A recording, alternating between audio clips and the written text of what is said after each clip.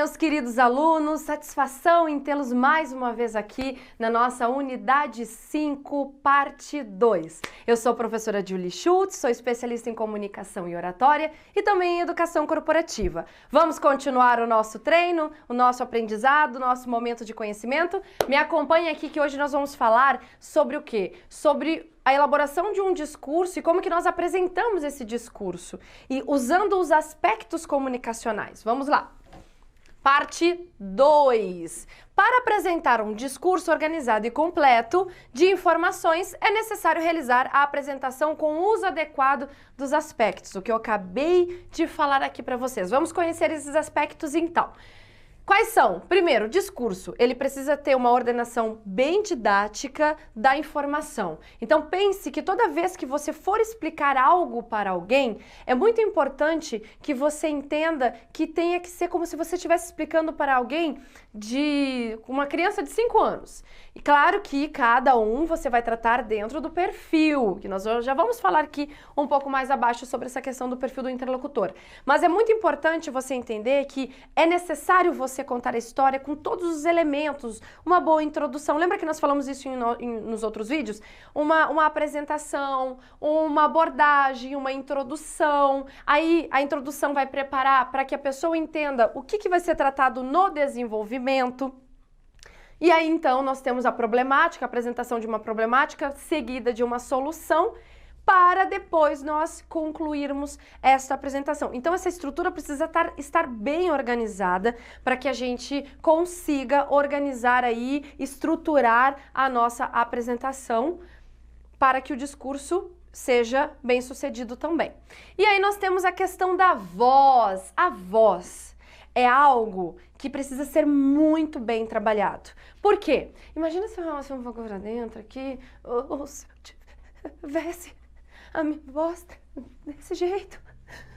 Já viram pessoas assim, que não têm um problema físico na voz, mas que tem aí algum receio ou às vezes não tem a prática de falar em público, então a voz sai um pouco trêmula ou a voz natural dessa pessoa é um pouco trêmula. Então a minha voz, ela não precisa ser especificamente mais pra frente, nós vamos tratar de voz mais aguda, voz mais grave, mas ela não precisa ser uma voz daquelas de locutor que você fala desse jeito e as pessoas levam mais a sério. Porque existem estudos que dizem que a voz mais aguda é mais levada corrigindo, a voz mais grave é levada a sério. Toma cuidado com isso, porque sim, chama mais atenção uma voz de locutor de rádio, vamos ser bem sinceros, chama a atenção, mas eu já conheci, por exemplo, pessoas que tinham uma voz super grave, mas não era uma voz que agradava, era uma voz que assustava. Assim como uma voz muito aguda, ela fica um pouco infantilizada. Então, gente, vem aqui e acompanha comigo os aspectos comunicacionais para um bom discurso. Então, claro que uma voz um pouco mais aguda, a gente precisa entender que precisa procurar o ponto certo da voz para que as pessoas prestem mais atenção e não fiquem focados somente no volume ou no timbre da sua voz, mas sim no que você tem a comunicar. Então, se você pratica bastante a sua comunicação, tá na hora de você entender então em que tipo de voz você irá colocar a sua comunicação. Se será uma voz um pouco mais suave, um pouco mais agradável, de qualquer forma, ela precisa ser uma voz dinâmica, sem monotonia. Então ela não pode ser sempre linear, ela precisa ter algumas ênfases e nós vamos aprender um exercício que vai ajudar a trazer ênfase para a sua voz, para a sua comunicação. E aí nós temos o exercício de dicção e articulação dos sons da fala. Já viram aquelas pessoas que não têm uma boa dicção? Que além de falar para dentro, elas também não falam as palavras corretamente. Por exemplo, quando você fala assim, eu não tô escondendo nada de vocês, e a pessoa fala, não, eu não tô escondendo nada de vocês. Ela troca o D pelo N. Vocês já viram pessoas assim?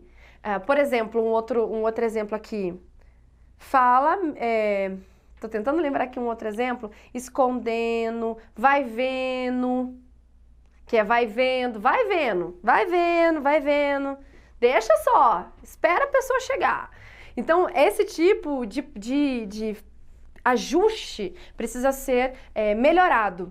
que são ajustes, claro que, conforme eu falei lá no primeiro vídeo dessa unidade 5, se não for um problema físico, então nós precisamos fazer aí a aula de oratória para estar melhorando e aprimorando o vocabulário. Então a dicção é como você abre a boca para você falar e como a sua língua trabalha, no caso, a pronúncia dessas sílabas, a pronúncia das palavras. E para isso nós temos um exercício que é muito bom, que a prof também vai ensinar aqui para vocês. E aí o vocabulário, que são recursos e aspectos linguísticos, vocabulário. Nós precisamos cuidar dessa questão de vocabulário. Poderia dizer que esse vocabulário também entra nessa questão da dicção. Por quê?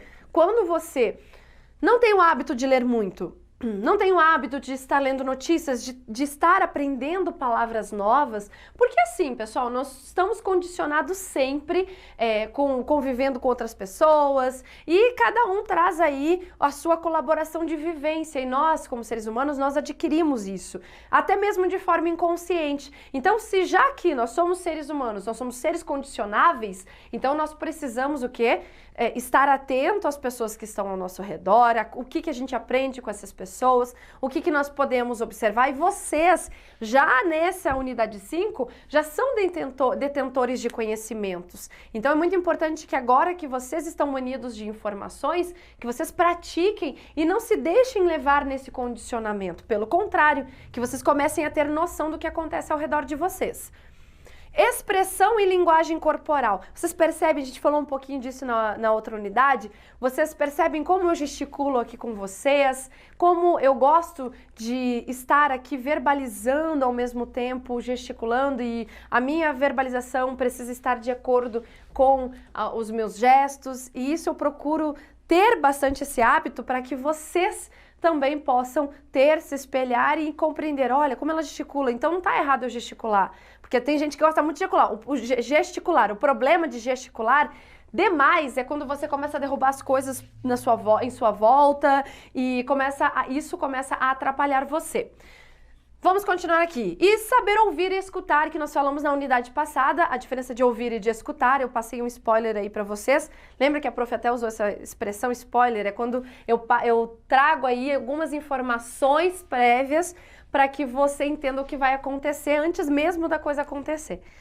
Tá bem? Então vamos lá. Saber ouvir e escutar. Ouvir é uma ação fisiológica de identificar um som. Escutar é prestar atenção. Então você quer que as pessoas escutem vocês durante o processo de comunicação. E alguns cuidados que eu preciso ter, como o timbre de voz, que é o que a prof acabou de falar, tomar muito cuidado. Primeiro, identificar o que timbre é a sua voz. Ou que timbre de voz você utiliza nas suas apresentações. Segundo, que é muito importante, você perceber como que você vai praticar essa voz, que é bem importante.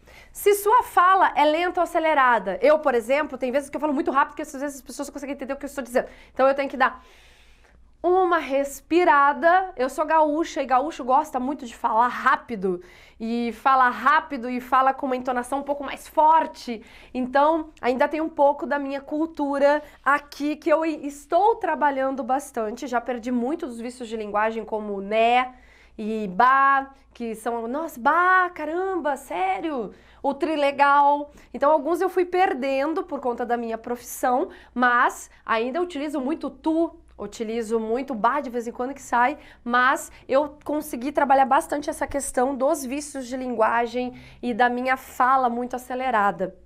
Ou seja, não é só porque você é professor de comunicação oratória que você também não tenha que eu, no caso, não tenha que também aprimorar a minha voz para trazer muito mais qualidade aqui no ensino para vocês. Então, se a sua voz é um pouco mais lenta, se ela é acelerada, em que ponto ela pode ser mais lenta e acelerada durante a sua apresentação? Porque você pode utilizar uma voz acelerada como a Tata Werneck, por exemplo. Se você é aquela comediante que apresenta o Lady Night na Multishow, no canal da Multishow. E ela fala muito rápido para ser engraçado mesmo, ela já fala rápido, mas ela fala mais rápido ainda para as pessoas não entenderem, e aí que gera o momento da comédia. Então ela faz isso de forma estruturada, proposital.